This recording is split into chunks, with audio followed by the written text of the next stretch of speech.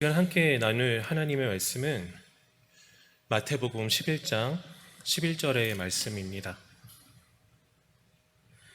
신약성경 17 쪽에 있는 마태복음 11장 11절의 말씀.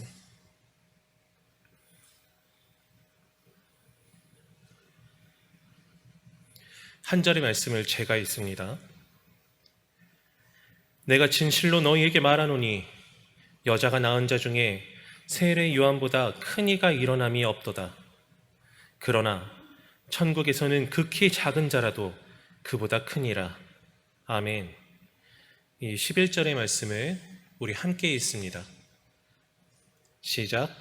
내가 진실로 너희에게 말하노니 여자가 낳은 자 중에 세례 요한보다 큰 이가 일어남이 없도다. 그러나 천국에서는 극히 작은 자라도 그보다 크니라. 아멘. 요즘에 사람들을 만나는 횟수가 어떠세요? 많이 줄었나요? 아무래도 이 코로나19 때문에 조금 줄었나 싶기도 한데 생각해보니까 놀러 다니는 거는 좀 많이 다니는 것 같기도 합니다.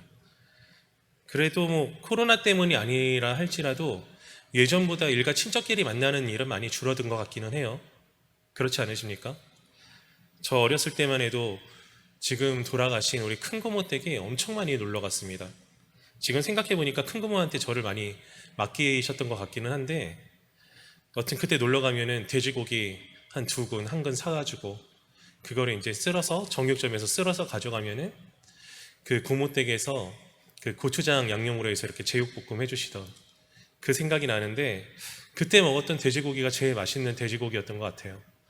근데 그때 먹었던 맛이 어땠는지 이제 기억이 확실하게 나지는 않습니다. 그래서 식당에서 먹는 맛하고는 좀 다른 것 같아요. 그리고 이제 명절 때에도 친척들을 많이 만났던 것 같습니다. 명절 아니더라도 다니면서 이제 가정집 방문을 많이 하잖아요. 그러면 의뢰 이제 만나면서 덕담들을 하죠. 덕담들을 하는데 이제 그 덕담의 대상이 어른인 경우도 있지만 되게 이제 손쉽게 아이한테 얘기를 많이 하죠. 왜냐하면은 아이를 칭찬하면 그 부모의 기분이 어떻습니까? 좋기 때문에 이제 아이를 보면서 아휴, 그러면 똘똘하게 생겼네, 잘생겼네, 이런 얘기들 많이 하잖아요. 그리고 덕담을 많이 합니다. 그 덕담의 내용이 대체로 어떤 거죠? 너는 나중에 커서 훌륭한 사람이 되라, 이런 종류의 말이지 않겠어요? 공부 잘해라, 이런 말도 많이 하기도 하죠. 근데 이 공부 잘해라 라는 말을 잘해라 이렇게까지만 하시면 좋은데, 넌 공부 잘하니? 이렇게 물어보게 되면 이제 아이가 속으로 생각하겠죠. 아, 이 양반은 오늘 실수하시네. 그러니까 그렇게 말하는 것보다는 공부 너 잘할 것 같이 생겼어, 이렇게 말씀해 주셔야 됩니다. 혹은 앞으로 더 잘할 거야, 넌 할 수 있어, 파이팅, 이렇게 얘기를 해주시는 게 서로에게 좋지 않을까, 그런 생각을 해봐요. 그런데 오늘 얘기하고자 하는 바는 이 덕담 가운데에서 앞으로 훌륭한 사람 되거라, 이 말과 매우 관련이 깊습니다.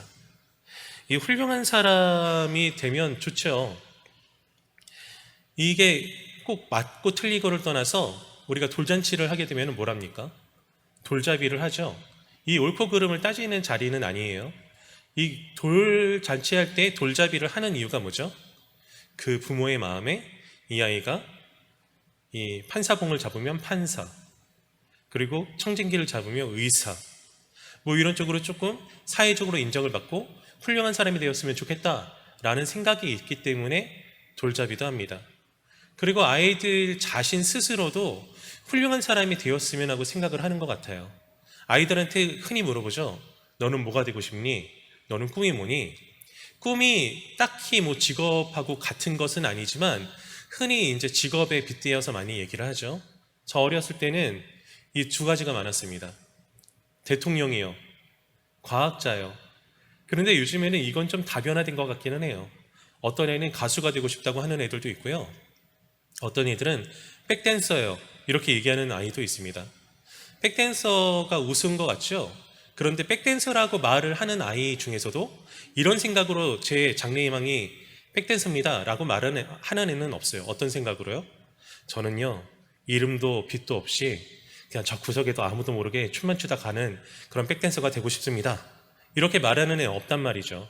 백댄서가 돼도 세계적으로 유명한 댄서가 돼서 이름을 떨치고 싶다. 즉, 직업의 종류는 바뀔지언정 시대가 달라져서 직업을 고르는 안목은 바뀔지언정 적어도 그 분야에서 정점을 찍고 싶다. 뭔가 업적을 갖고 싶다. 훌륭한 사람이 되고 싶다. 이런 생각은 누구나 다 한단 말이죠. 아이들도. 이건 정말 인간의 본능입니다. 인간에게는요, 그런 욕구가 있어요. 어떤 욕구요? 다른 사람들에게 인정을 받고 훌륭해지고자 하는 그런 욕구가 누구에게나 있습니다. 이게 저의 말이 아니고요. 수많은 심리학자들이 말하는 바입니다. 그리고 특히 이런 얘기를 할 때 빠지지 않는 사람이 있는데 미국의 A.H. 머슬로우라는 사람이 있거든요. 근데 이 메슬로우라는 사람이 말한 욕구 5단계설이라는 게 있어요. 그리고 많은 사람들이 이 의견을 이렇게 동감을 하는데 이 욕구를 5가지 단계로 나눠본 겁니다. 그 가장 먼저 기초적인 게 생리적 욕구. 생리적 욕구라는 거는 내가 배고프면 먹고 싶다. 졸리면 자고 싶다. 화장실 가고 싶다. 추우면 옷 입고 싶다. 이런 아주 간단하고 기초적인 생존에 관련된 욕구가 가장 먼저 1차적인 욕구다. 그리고 그 1차적인 욕구가 해소가 되면은 안전의 욕구, 안정의 욕구라고도 하는데 이제 먹을 것을 갖췄으면은 먹을 것이 없어서 고생하는 시대는 안 왔으면 좋겠다라는 거죠. 1차적으로 생리적인 욕구, 생존의 욕구는 이제 사람이 3일에 한 번씩은 물을 마시면 살 수 있대요. 그리고 한 2주 동안, 3주 동안 먹을 걸 안 먹어도 살 수는 있답니다. 그러니까 이제 생존의 욕구는 살기 위해서 3일에 한 번 정도는 최소한 물을 마시고 그리고 적어도 한 3주, 2주 안에는 하나씩 뭐 일주일에 한 끼는 먹었으면 좋겠다. 최소한 살기 위해서는 그건 해야 되지 않겠느냐. 이런 거라면은 이제 그것보다 위에 있는 욕구인 안정의 욕구는 그래도 세 끼는 골치 않고 배부르게 먹었으면 좋겠다. 그래도 옷은 해지지 않고 잘 입었으면 좋겠다. 그 모든 것들이 안정적이었으면 좋겠다. 라는 그런 욕구인 거죠. 그리고 이제 기초적으로 자기의 생존과 생존의 어떤 안정성이 보장되어 있는 상황 다음에는 사회적인 욕구가 시작이 되는데 이제 소속과 애정의 욕구입니다. 이 소속 및 애정의 욕구는 뭐냐면은 이제는 먹고 살만 하면은 다른 사람들과의 관계를 맺고 싶은 거예요. 어딘가에 소속이 되고 싶은 거고요. 그리고 그 사람들한테 적어도 너는 내 친구야. 너는 우리 편이야. 라는 그런 인정을 받기 시작하기를 원하는 겁니다. 그리고 충분히 자기가 어딘가에 소속이 되고 그리고 사람들과의 관계가 원만해졌다라고 생각이 되면 이제 인정의 욕구, 존경의 욕구가 생기는데 뭐냐면은 저 사람들 중에서 그래도 내가 좀 나은 사람이라는 그런 평가를 받고 싶다. 존경받는 사람이고 싶다. 그런 욕구.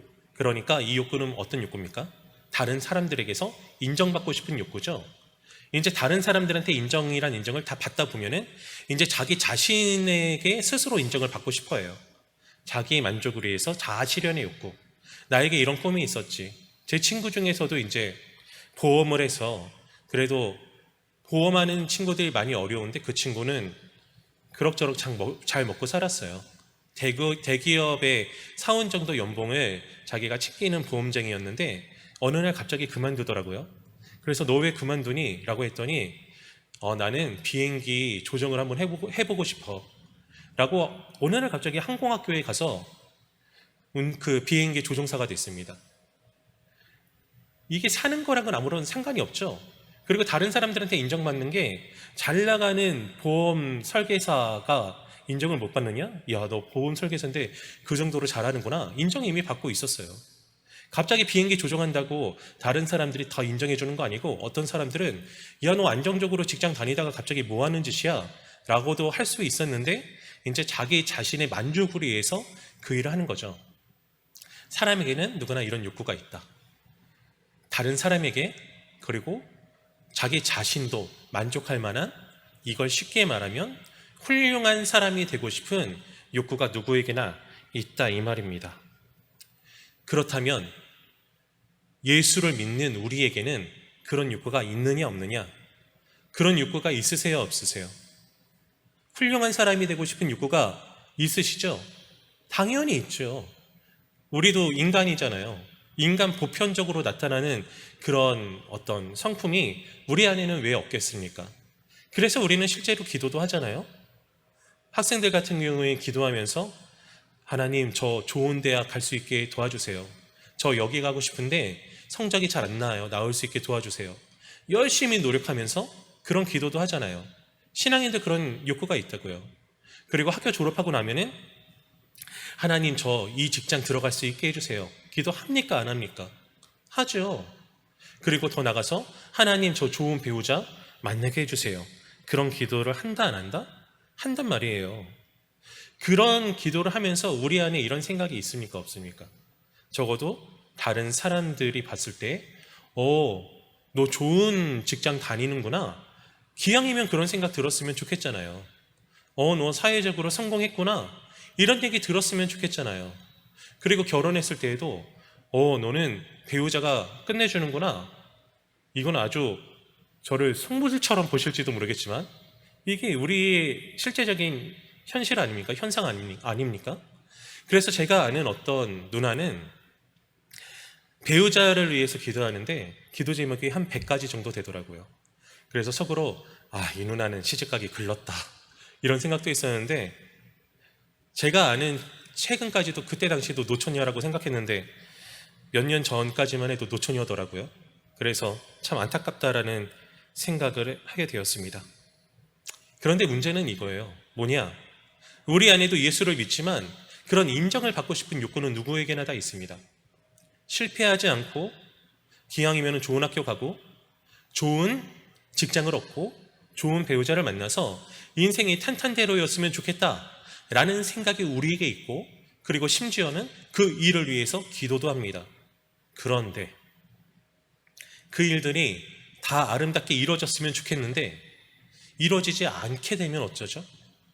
그리고 이루어지지 않게 되는 일이 있습니까? 없습니까? 있습니다. 그것도 매우 많이 있어요. 그럴 때는 우리 안에 어떤 생각이 드냐 이 말이에요. 뭐 이런 생각을 할 수도 있겠죠. 진짜 열심히 기도했는데 하나님께 기도했는데 나 결과가 왜 이럴까? 라고 하면은 이런 생각이 들 수 있죠. 하나님이 계신가 안 계신가? 그런데 이제 신앙이 어느 정도 있는 사람은 하나님이 계신가 안 계신가를 뛰어넘어서 이런 생각을 하죠. 하나님이 계신 건 확실하고 그리고 하나님은 능력이 많으신데 하나님이 나를 별로 안 좋아하시나 봐. 혹은 내가 그럴 만한 제목이 아닌가 봐. 뭐 이런 생각을 갖게 됩니다. 그런 생각을 하다가 이제 이런 생각도 하게 돼요. 사람의 제일되는 목적이 뭐죠? 하나님의 영광을 위해서 살아가는 것인데 큰일 났네. 사람의 제일되는 목적이 하나님의 영광을 위해서 사는 거라는데 지금 내 모습이 하나님께 영광을 돌릴 수가 없네. 왜? 나는 좋은 직장에도 못 갔고 나는 돈도 많이 못 벌고 나는 결혼도 못 했는데 그러니까 하나님의 영광을 가리지 않기 위해서 그래 결심했어. 내가 교회 다니는 걸 비밀로 해야 되겠다 해서 어디 가서 내가 교회 다닌다는 말도 제대로 못합니다. 물론 이게 우리 교회의 얘기는 아니에요. 저는 우리 교회 어떤 교인도 이런 생각을 하고 그렇게 안타깝게 사시는 분은 안 계시리라고 생각합니다. 이게 우리 교회의 얘기를 하는 게 아니고요. 제가 이제 여러 해 동안 신앙생활을 하면서 지켜보니까 저 자신의 경험도 그렇고 그런 경우가 적지가 않더라고요. 왠지 이제 떳떳하지 못한 거예요. 자기 자신이 돈 많이 못 벌고요. 자기 자신이 번듯한 지갑 없고요. 내가 때가 돼서 결혼해야 되는데 결혼 못하고 있으면은 그리고 나의 신랑이 잘 나가지 못하고 내 아내의 처가 재산 많지 않으면은 이게 좀 어디에서 말하기 부끄럽다 해서 어떤 애는 자기 직업을 거짓말을까지 하는 애도 봤어요, 제가. 그런데 과연 그런 걸까요? 내가 그렇게 사회적으로 어떤 떳떳하다고 생각하는 포인트가 없으면은 난 그렇게 작은 자고 심지어는 내가 신앙생활 한다는 것조차도 말하기도 부끄러울 정도로 그게 하나님의 영광을 가리게 되는 그런 일일까요? 차라리 하나님을 원망하는 것보다는 좀 나은 자세이긴 한 것 같아요. 그런데 아무리 생각해도 그게 건강한 자세는 아닌 것 같죠? 내가 좋은 직장 다니고 좋은 차를 타고 내가 하려는 것들이 다 계속 정확하게 이루어져야만 나는 가치 있고 하나님 앞에서 훌륭한 사람이다 라고 생각하는 분은 아마 안 계시리라고 생각합니다. 설마 그렇게 생각하시는 분은 안 계시죠? 그렇다면은 도대체 뭐냐 이 말이에요. 예수님께서 말씀하시는 훌륭한 사람, 좋은 사람, 그리고 신앙생활, 신앙 가치관을 가지고 살아가는 사람이 훌륭해지려면 어떻게 해야 되냐 이 말이에요. 그것을 알기 위해서 오늘 본문을 한번 살펴보고자 합니다. 오늘 말씀을 살펴봅니다. 오늘 말씀을 다시 한번 읽어볼게요. 내가 진실로 너희에게 말하노니 여자가 낳은 자 중에 세례 요한보다 큰 이가 일어남이 없도다. 그러나 천국에서는 극히 작은 자라도 그보다 크니라. 오늘의 말씀에서는 중요한 포인트가 두 가지가 있습니다. 한 가지는 뭐냐 하면은 첫째는 세례 요한 당시까지는 인류 중에서 가장 큰 사람이다 라는 거지요. 둘째는 그렇지만 천국에서는 그 세례 요한도 가장 작은 자보다 크지 않다. 천국에서 가장 작은 자도 세례 요한보다는 큰 자다 라는 이 두 가지의 포인트가 있습니다. 이 두 가지의 포인트가 우리에게 참으로 큰 유익이 될 거예요. 왜냐하면은 이 말씀을 알게 되면은 이 큰 사람, 주님께서 말씀하시는 큰 사람이 무엇인가를 알 수 있게 되니까 말이지요. 그걸 알기 위해서 오늘 말씀을 좀 더 면밀히 살펴보겠습니다. 우선 여자가 낳은 자 중에 라고 말씀하고 있어요. 여자가 낳은 자 중에, 이 말은 뭐죠? 지금까지 태어난 모든 사람 중에, 그러니까 지금까지 모든 인류 중이라는 말이죠. 물론 이 동시대에 예수님이 계세요. 예수님이 계시지만 예수님께서는 세례 요한이 태어난 뒤에 6개월 뒤에 태어나셨고, 그리고 예수님은 같은 선상에서 비교할 분이 아니기 때문에 빼도록 하겠습니다. 생각하지 않도록 하겠습니다. 여튼 이 말은 지금까지 태어난 모든 사람 중에 라는 말이 되겠죠. 그 다음에 이어진 말이 무엇입니까? 세례 요한보다 큰 이가 일어남이 없도다 라고 말씀하고 있습니다. 그러니까 지금까지 태어난 모든 사람 중에서요, 세례 요한보다 큰 사람이 일어남이 없다고 말씀하세요. 이 말씀은요, 지금까지 모든 사람들 중에서 세례 요한이 가장 크다. 큰 이가 일어남이 없대요. 얘보다 더 잘난 사람이 없대요. 그러니까 이 말을 다시 직관적으로 바뀌면은 세례 요한이 최고야. 세례 요한이 짱이야, 지금까지 사람 중에. 그런 말씀 아니겠습니까? 그런 뜻이 되겠죠. 세례 요한이 지금까지 낳던 모든 사람 중에서 제일 대단하다, 그런 말씀이잖아요. 그런데 과연 그럴까요? 지금까지 아담 이래로 지금까지 태어난 모든 사람을 말하고 있단 말이죠. 그런데 그 중에서는 왕이 없습니까? 영웅이 없나요?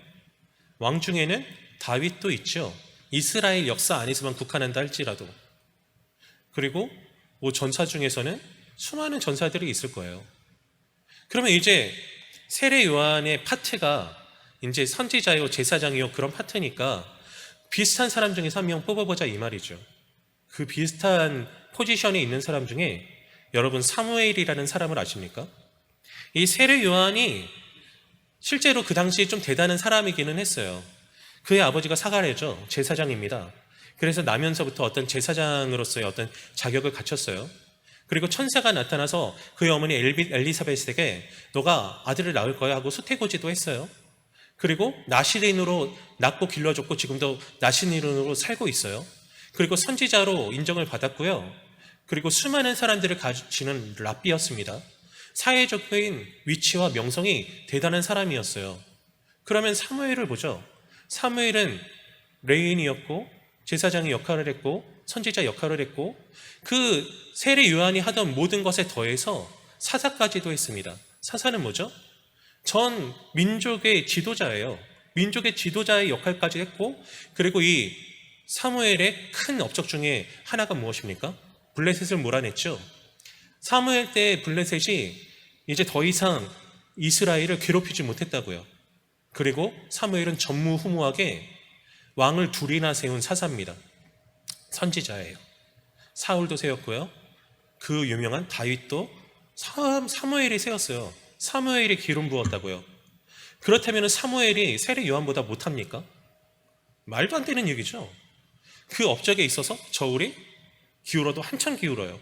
사무엘이 더 크다고요. 그런데 예수님께서 그럼 실현하셨나요? 예수님의 말씀은 진리지요. 고칠 수 없고 변함이 없는 말씀입니다.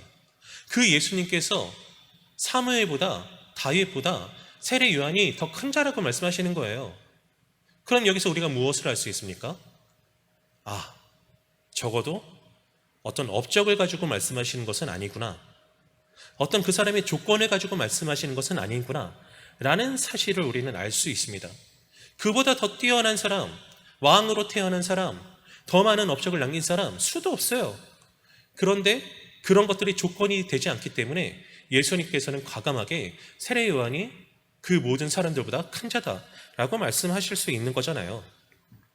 오늘 이 11장 11절이요. 어떤 맥락에서 비롯된 말씀인지 혹시 아십니까? 이 11장 2절을 보면요. 이렇게 시작이 돼요. 11장 1절은 10장에 붙어 있는 말씀입니다. 11장 2절에는 어떻게 시작이 되냐 하면요. 이 세례 요한이 말이죠. 그 당시 헤롯의 잘못을 지적하다가 감옥에 갇힙니다. 감옥에 갇히고서 이제 자기 제자들을 예수님께 보내는 얘기로 시작이 돼요. 보내면서 이렇게 물어보라고 합니다. 저기 예수님, 제가 쉽게 얘기할게요. 당신이 오시기로 한 메시아입니까? 아닙니까? 제가 다른 사람 기다려야 됩니까? 이렇게 물어본다고요. 왜 그렇게 물어보라고 시켰을까요? 왜냐하면 자기가 지금 감옥에 갇혔거든요. 예언되기로는 메시아가 오시면 그분의 나라가 세워지면은 이제 정의가 강같이 흐르는 그런 나라가 되는데 내가 불의한 사람을 지적했단 말이죠. 내가 하나님의 정의대로 말을 했는데 결과는 정의가 펼쳐진 것이 아니고 불의가 승리한 것 같은 모양이 생겼어요. 내가 감옥에 갇혔단 말이죠. 그러니까 이 세례 요한의 마음에는, 생각의 머리는 의문이 들기 시작했을 겁니다. 근데 그 의문이 아마도 이분이 메시아인가 아닌가? 라는 어떤 불신앙의 마음은 아니었을 것 같아요. 왜냐하면은 이 세례 요한이 예수님을 세례하는 경험까지 했잖아요. 그때 이제 하늘로부터 비둘기같이 성령이 임하시고 그리고 아버지의 말씀이 이는 내 사랑하는 자요 기뻐하는 내 아들이다 라는 말씀까지도 들리고 그런 경험을 성령의 충만한 임재 가운데 세례 요한도 했을 거란 말이죠. 그런데 그런 경험을 했던 세례 요한이 갑자기 불신이 생겨서 당신 메시아 아니지? 이런 마음으로 보내진 않았을 거예요. 그래도 이런 정도 혼란은 생겼을 겁니다. 어떤 혼란이냐면 근데 왜 그러지? 라는 혼란이 생겼단 말이죠. 이 메시아가 오셨는데 근데 왜 이러지? 이런 혼란이 그의 마음속에 든 나머지 이제 확인하고 싶은 마음에 이제 제자들을 보낸 거죠. 당신이 메시아가 맞습니까? 라고 물어보게 되었을 때 그때 예수님께서는 그 세례 요한의 제자들에게 11장 5절의 말씀을 하십니다. 제가 읽어볼게요. 맹인이 보며 못 걷는 사람이 걸으며 나병 환자가 깨끗함을 받으며 못 듣는 자가 들으며 죽은 자가 살아나며 가난한 자에게 복음이 전파된다 하라. 이 말씀은 말이죠. 야, 내가 이런 사람이야. 내가 이런 사람인데 내가 메시아인지 아닌지 의심한다고? 가서 내 이렇게 능력 있는 사람이라고 전해. 이런 말씀을 넘어서는 말씀이에요. 뭐냐면은 이사야서에서 예언하고 있는 여러 가지 말씀들이 있는데 그 말씀들에는 이런 말씀들이 있어요. 그 못 보는 사람들이 보게 되고 맹인이 듣게 되고 그리고 여러 가지 문제 있는 핸디캡들이 회복되고 나아지는 것에 대한 예언이 있습니다.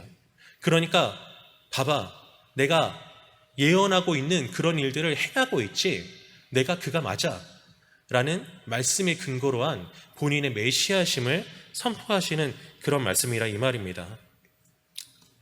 이런 맥락 속에서 오늘 11절의 말씀을 하신 거예요. 무슨 맥락이요? 내가 메시아가 맞아 라는 말씀이요. 너 의심이 들지?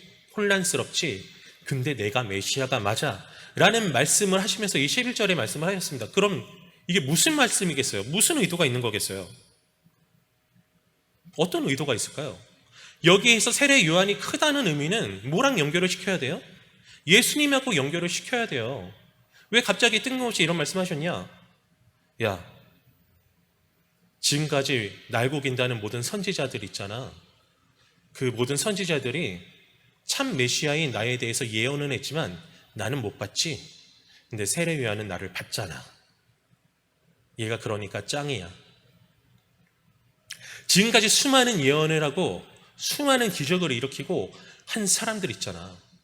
그 사람들은 나에 대한 예표를 보고 경험했지, 세례 요한은 나를 직접 경험했잖아. 세례 요한이 진짜야, 최고야. 이런 맥락의 말씀 아니겠느냐고요. 그런 말씀이죠. 그렇다면 예수님께서 말씀하신 세례 요한의 큼은 누구한테 나오는 겁니까? 세례 요한이 선지자고 제사장이고 그리고 나시린이라서 세례 요한이 큰 것입니까? 아니면 세례 요한이 예수 그리스도를 경험했기 때문에 큰 것입니까? 예수님을 경험했기 때문에 큰 거예요. 그러니까 세례 요한의 큼은요, 세례 요한의 것이 아니고 예수님의 것이라 이 말이에요. 오늘의 말씀의 뒷부분이요, 이 의미를 더 강화시켜 줍니다. 뭐라고 말씀하고 계시죠? 그러나 천국에서는 극히 작은 자라도 그보다 크니라. 세례 요한을 경험했다는 이유만으로 세례 요한이 지금까지 난 사람들 중에서 가장 큰 사람이라면, 예수님을 진정으로 경험하고 예수 그리스도의 대속의 은혜를 경험하고 그리고 천국에 가며 하나님의 존전에 있으며 예수님의 제자로서, 하나님의 자녀로서, 예수님의 군사로서의 삶을 살아가고 있는 자들은요, 세례 요한보다 작을 수가 없는 거예요. 왜요?